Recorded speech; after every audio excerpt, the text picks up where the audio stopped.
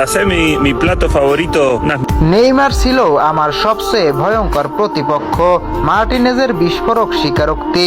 প্রিয় দর্শক, আর্জেন্টিনার বিশ্বকাপজয়ী গোলরক্ষক এমিলিয়ানো মার্টিনেজ এমন এক কথা বলছেন যা শুনে অবাক হয়েছে পুরো ফুটবল বিশ্ব। মার্টিনেজ বলেন, আমার ক্যারিয়ারে যত প্রতিপক্ষের বিপক্ষে খেলেছি তাদের মধ্যে সবচেয়ে কঠিন ছিল নেইমার। বিশেষ করে 2021 সালের কোপা আমেরিকার ফাইনালে তাকে থামানো ছিল ভীষণ কঠিন। তিনি আরও বলেন, ম্যাচ জুড়ে আর্জেন্টিনা বারবার নেইমারকে থামানোর চেষ্টা করছিল, কিন্তু নেইমার প্রতিটি মুহূর্তে নতুন নতুন আক্রমণ তৈরি করেছিলেন।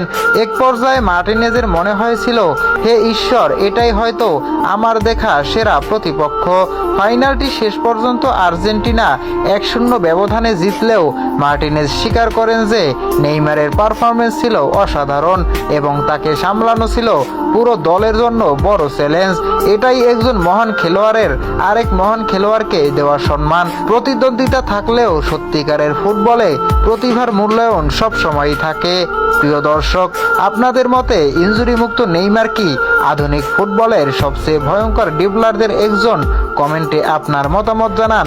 আর এমন ফুটবল আপডেট পেতে টাইগার রিফাত চ্যানেলটি সাবস্ক্রাইব করুন, ভিডিওতে লাইক দিন এবং বন্ধুদের সঙ্গে শেয়ার করুন।